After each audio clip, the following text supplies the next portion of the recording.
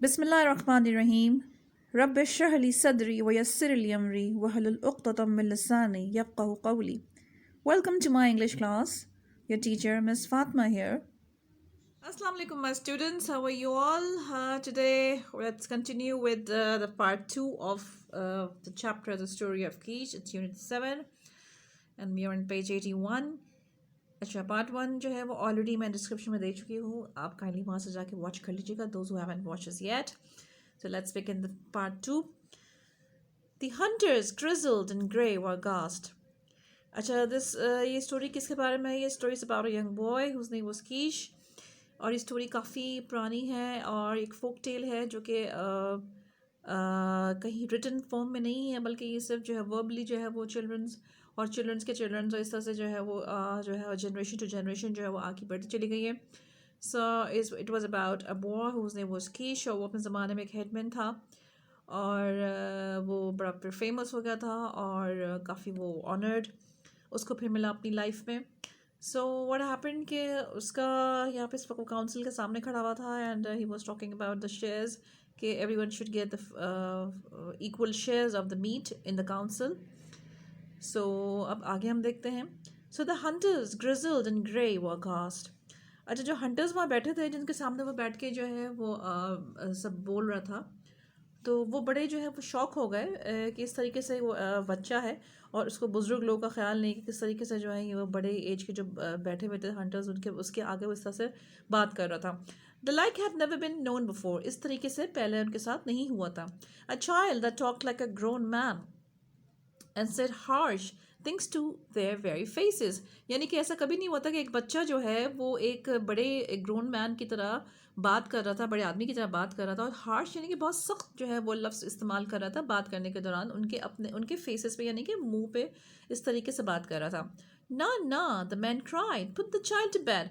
अच्छा they were this sentence were like kind of taunting teasing at him कि ये तो छोटा बच्चा है और उसको तो जाके बेड पे डाल दो. इस तरह से इसको बात करने का कोई भी हक नहीं है. He is no man that he should talk to man in grey beards.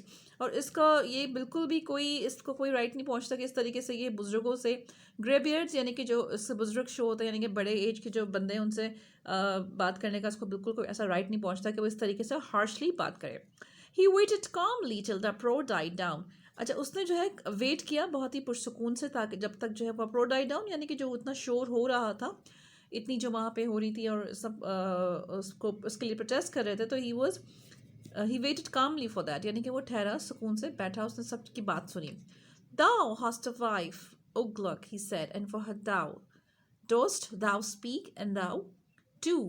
अच्छा ये जो वर्ड्स आप यहाँ देख रहे हो ये सारे जो है वो एशियन लैंग्वेजेस हैं वो ये अब्यूज़ नहीं होते हैं, तो ये ओल्ड फैशन वर्ड्स हैं. तो ये अब चीज़ें यूज़ नहीं होती, जैसे कि दाव है तो यू की जगह होता है, दोस्त है वो डू की जगह होता है, इसलिए इस तरीके से ये वर्ड्स अब यूज़ नहीं होते. तो this belongs to ancient languages. तो उसने कहा कि hast is use for has. ठीक है, उसने कहा कि तुम्हारी जो है वाइफ है उगला को एक है वो उसका एंड जो है वो बात जो उसके लिए बात कर सकती है. And thou too Maso mother also and for them those the can speak. और एक जो है वो मसुक है, या एक और जो है बंदे का जिक्र है मासुक उसका नाम है, और उसने कहा कि उसकी भी मदर है जो कि उसके लिए बात कर सकती है.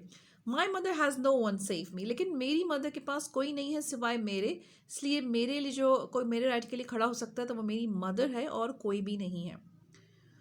We should have meat in plenty so long as there be meat in plenty in the tribe. और हमें जो है वो काफ़ी प्लेंटी अच्छे क्वांटिटी में मीट हमें जब तक मिलना चाहिए जब तक इस ट्राइब में यानी कि हमारे कबीले में जो मीट है जब तक ये है जब तक हमें भी अच्छा सा मीट मिलना चाहिए. आई कीश द सन ऑफ पोक हैव स्पोकन. ये मैं बोक का सन बेटा हूँ कीश और मैं ये बात कर रहा हूँ. Boy should speak in council although clock was mumbling. अच्छा एक जो छोटा सा बच्चा है वो इस तरीके से काउंसिल में इतने बड़े लोगों के सामने इस तरीके से बात कर सकता है. ओल्ड उगलक वाज मम्बलिंग यानी कि जो वो थे बड़बड़ा रहे थे. अच्छा उगलक बेसिकली वही एंशियन लैंग्वेज का वर्ड है और यहाँ पे यानी कि वो एक तरीके से उनसे नफरत का इजहार कर रहे थे, तो ये इस चीज़ के लिए यहाँ पे यूज़ किया गया है कि वो लोग नफरत से बड़बड़ा रहे थे. तो एंगर बॉइल्ड अ वाइट हीट. इसका मतलब ये काफ़ी ज़्यादा इंटेंसिटी में आ गए थे. बॉइल्ड अ वाइट हीट का मतलब काफ़ी गुस्सा फीलिंग शो कर रहा है, काफ़ी इंटेंसिटी शो कर रहा है कि बहुत ज़्यादा गुस्से में वो लोग थे. They ordered him to bed and threatened that he should have no meat at all. उन्होंने क्या ऑर्डर किया कि इसको भाई जाके तुम जाके आराम से सो जाओ अपने बेड पे, थ्रेटेड यानी कि उसको धमकी ये दी कि तुम्हें जो है कोई भी जो है मीट का पोर्शन नहीं मिलेगा. His eyes began to flash and the blood to pound darkly under his skin. क्या मतलब है, यानी कि इसके गुस्से का यहाँ पे है कि इसकी जो आईज है वो बहुत गुस्से में फ्लैश करने लगी, चमकने लगी, और जो उसका ब्लड है वो खोलने लगा उसका स्किन, यानी कि उसके अंदर जो है वो स्किन के नीचे डार्कली अंदर वो पाउंड करने लगा, बहुत खून खोलने लगा, गुस्से में आ गया. He got enraged. Hear me, ye man, he cried. Bog, my father was a great hunter. I too shall go and hunt. उसने कहा सुनो लोगो, बोग जो मेरे फादर थे वो एक ग्रेट हंटर थे, एक बहुत बड़े हंटर थे, मैं भी बाहर जाऊंगा और हंट करूंगा. And the division of that which I kill shall be fair, and no widow or no weak one shall cry in the night. And जो भी मैं डिवीजन करूंगा वहां से जो भी पोर्शन लाऊंगा मीट का, that will be equally divided among everyone. यानी कि कोई भी विडो, यानी कि जिनके हस्बैंड नहीं होते, शी कॉल्ड विडो, और कोई विडो नहीं होगा, कोई भी कमज़ोर जो है वो मतलब रात को जिसको कहते हैं भूखा नहीं सोएगा, तो इन दिस सेंस वो कह रहे हैं कि कोई भी यहाँ पे भूखा नहीं रोएगा रात में भी. तो next day he went forward along the shore line. Next day वो क्या किया, आगे बढ़ा समंदर के किनारे.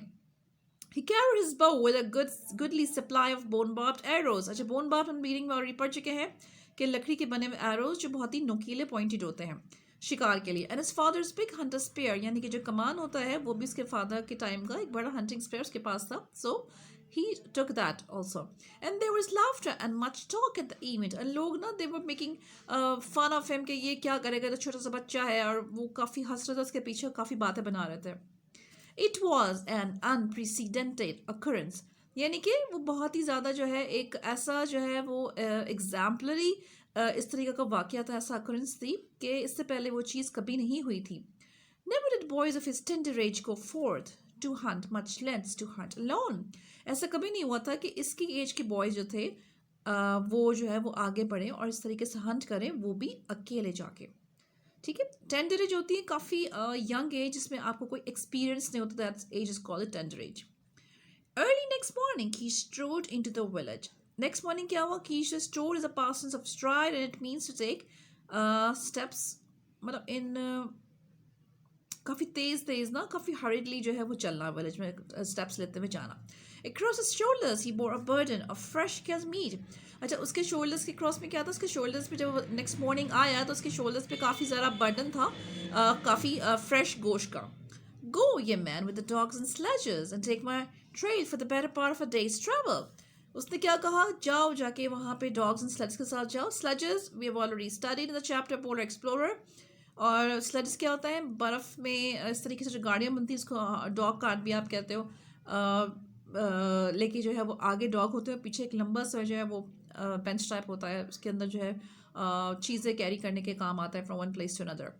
उसने कहा कि मेरे ट्रेल कहते हैं अपने कदमों को, यानी कि मेरे जिस डेफिनेटली वहाँ बर्फ़ थी तो उसके बर्फ़ पे इसके सारे निशान पैर के आए होंगे. उसने कहा जहाँ जहाँ मैं चल के आया हूँ आप उसको फॉलो करो और वहाँ पे जाके देखो, मैं सारा दिन जहाँ पे ट्रैवल किया है जाके देखो. There is much meat on the ice. वहाँ पे मज़ीद में जो आइस पे है मैं मीट छोड़ के आया हूँ. अ शी बियर, यानी कि एक जो है वो बियर है, एंड 2 हाफ ग्रोन कप्स, और 2 कप्स थे हाफ ग्रोन, यानी कि एनिमल्स जो है वो मैंने शिकार किए हैं और ये सब वहाँ आए. तो आप मेरे कदम पे चलते अगर आप जाओगे, फॉलो फुट स्टेप्स को फॉलो करोगे, you will find all of the things over there.